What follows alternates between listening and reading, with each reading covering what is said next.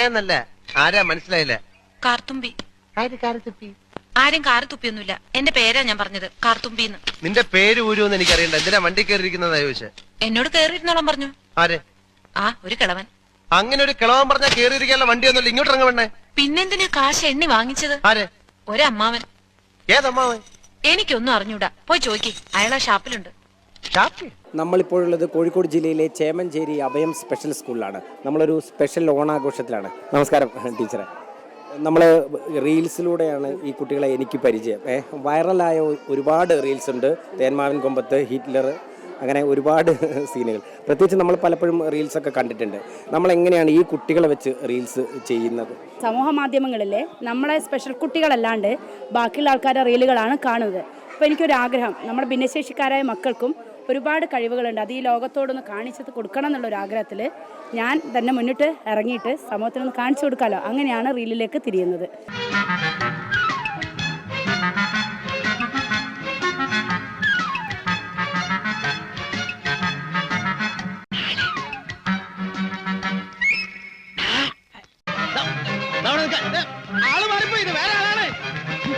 ഈ കുട്ടികളെ വെച്ച് റീൽസ് ചെയ്യുന്ന സമയത്തുള്ള ഒരു വെല്ലുവിളികളുണ്ടല്ലോ, എങ്ങനെയാണ് ട്രെയിൻ ചെയ്യിക്കുന്നത്? അതിപ്പോൾ ഞാനിപ്പോൾ കുട്ടികൾക്കായിട്ട് റീൽസ് തപ്പിയെടുക്കുക ചെയ്യാം.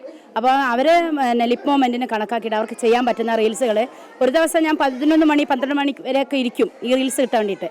അപ്പോൾ പറ്റുന്നത് എടുത്ത് സെലക്ട് ചെയ്തിട്ട് പിന്നെ കുട്ടികളെ ക്ലാസ്സിൽ സെൻറ്റൻസ് പഠിപ്പിക്കുക ചെയ്യാം. ആ ലിപ് മൂവ്മെൻറ്റിന് കറക്റ്റായിട്ട് അത് എപ്പോഴാണോ അത് കറക്റ്റായിട്ട് കിട്ടി വരുന്നത് ആ സമയത്ത് കുട്ടികളെ വെച്ചിട്ട് അത് എടുക്കുക ചെയ്യാം.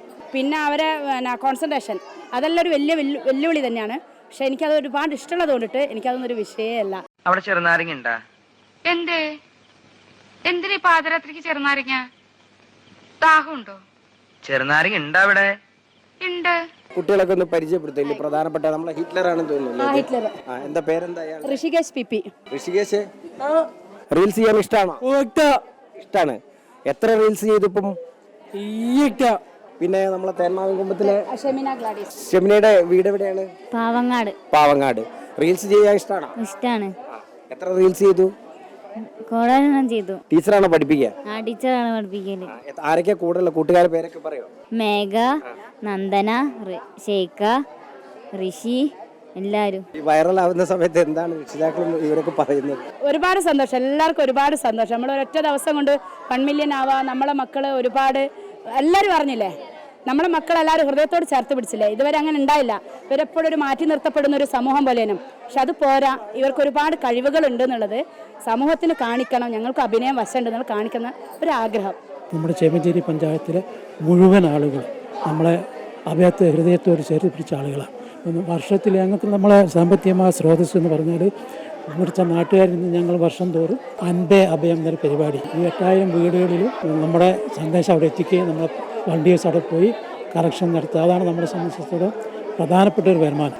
ഏതായാലും റീൽസിലൂടെ അഭയം സ്പെഷ്യൽ സ്കൂളിലെ ഈ താരങ്ങൾക്ക് കൂടുതൽ തിളങ്ങാനാകട്ടെ. ക്യാമറാമാൻ ശ്രീജിത്തിനൊപ്പം MM രാഗേഷ്, അമൃത ന്യൂസ്, കോഴിക്കോട്.